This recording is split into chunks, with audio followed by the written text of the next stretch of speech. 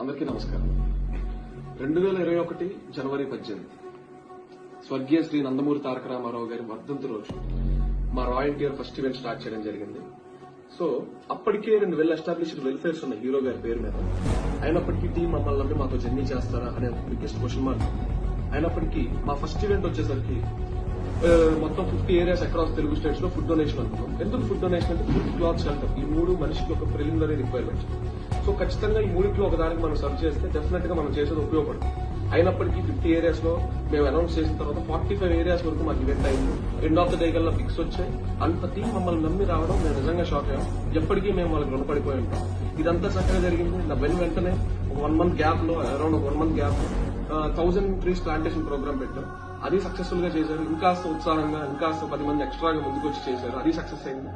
అంతా బాగానే జరుగుతుంది అనుకున్న టైంలో you have face the real challenge.